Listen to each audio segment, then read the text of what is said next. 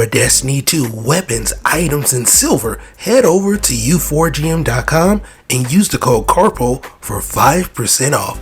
Once again, welcome back to another Destiny 2 video. It is Reset Tuesday, May the 17th, 2022, and finally, Glitched Xur is here. So we're going to check out Glitched Xur, see if we have any legendary god rolls, and hopefully some good rolls for those two amazing exotics that we have. So let's go. Once again, Glitched Xur is located in the EDZ, and because we didn't have any interruptions this week as far as updates is concerned, hey, Glitched Xur is here. So spawn into the EDZ and let's see what Xur has for us today. Oh yeah. Now of course we have returning two random rolls for our wonderful exotics, the Hawkmoon and the Dead Man's Tale. For the Hawkmoon, we have Fluted Barrel, Alloy Magazine, Killing Wind, and Smooth Grip, making this a pretty cool roll. Next up, the Dead Man's Tale is next, with Small Bore, Steady Rounds, Moving Target, and Composite Stock, making this a fantastic roll. Both of these should be excellent in PvE and in PvP. And of course, we have our returning Illustrious Illuminous Exotic Engram. Now, it's time for our legendaries. First up, the 7 Silver SI2 360 RPM lightweight frame sidearm with the ranged masterwork with chamber compensated full bore extended mag, steady rounds, threat detector, and elemental capacitor, making this a total PvE roll. Should be pretty good in PvE and pretty decent in PvP. Next up, the Whispering Flat with flexible string on this bad boy. This is going to be a draw time of 576 with high tension range, lightweight frame as well, composite bow, fiberglass. We have Archer's Tempo and Demolitionist, making this a total PvE roll with accuracy, masterwork, range. Hard pass for me, but you can pick it up if you want. Next up, the Eternal Blazon Scout Rifle is up next. 200 RPM lightweight frame arc scout rifle. Let's go over the traits. We got a stability masterwork with Spark PS for the sight.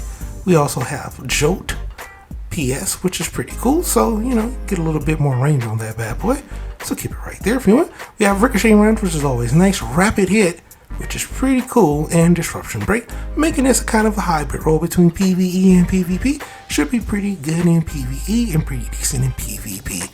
Next up, the Long Shadow Sniper Rifle. Adaptive frame, 90 RPM on this sniper rifle with the stability masterwork.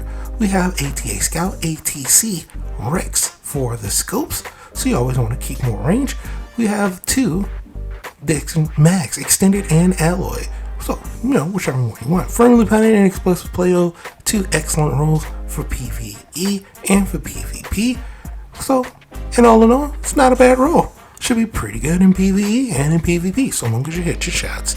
Next up, the Widow's Bite Sniper Rifle, 140 RPM Rapid Fire Frame Archetype, and this sniper rifle also comes with Arrowhead Break, Hammer Forge Rifling, so you always want a little bit more range, so keep it right there. Tactical Mag and Flared Magwell, firmly planted once again in Demolitionist with range masterwork, making this a total PvE roll. In PvP, you're going to have to get your Guardian a couple times, so just keep that in mind. Next up, the 7 Surfer Saw is next up. This is going to be a 360 high impact frame machine gun, and it's going to have some arc on this bad boy as well. Let's go over else what we have on this. We have Extended Barrel, full bore for a little bit more range, Armor Piercing Round, Ricochet Rounds, which is nice. We're going to get a little bit more stability right there. Clown Cartridge and Opening Shot, which is not great for machine guns, but all in all, with the reload masterwork, this is a decent roll. Not a horrible roll, not a great roll either. So, totally up to you if you want to pick up this one. And last but not least, the Royal Entry Rocket Launcher. This is going to be a 15 RPM precision frame rocket launcher with a little bit of void on that bad boy. Okay, let's go over all of these traits. Now, first off, it's going to fire a small auto tracking missile, which is a perk, right? We got Counter Mass, we got Quick Launch for a little bit more velocity. We have Alloy Casting, we have Black Powder, we also have Threat Detector on this bad boy, and Clown Cartridge. So we wish we had Implosion Rounds right here and maybe an extra perk right here for damaging. Clown Cartridge is decent though, you know what I'm saying? So it's not a horrible roll on the Royal Entry, and it is firing auto tracking missile with the velocity masterwork, making it pretty decent in PvE and in PvP. Can't go wrong so long as it's going to track your targets and hit them, am I right? Now for our legendary gear, well, the Curios function wraps is here. Yep, and the whole Curios set is nothing that you want to use for Transmog, at least not in my opinion. But let's go over the rolls. We have a total of 59 for the Curios gauntlets. For the chest piece, we have a total of 64, high roll of 21 on a string, so that's going to be a hard pass for me. Bond is always the bond. But the helmet, we have a total of 66, so that's a very high roll. If you like mobility, high roll of 20. If you get that 20, you flip that around and put that on resilience or recovery, then we're talking a pretty decent helmet. But if you are loving use of mobility, well then this is a helmet that you should probably pick up. Total of 66 is not a bad roll at all. And last but not least, the Curios function boots, total of 59, high roll of 19 on the shrimp, hard pass for me. So there you have it. At least Glitched Xur is here before week 17, am I right? So get out there, check them out, maybe ask some items you want to pick up. Hopefully it does, my Guardians. Hope you and yours have a wonderful day.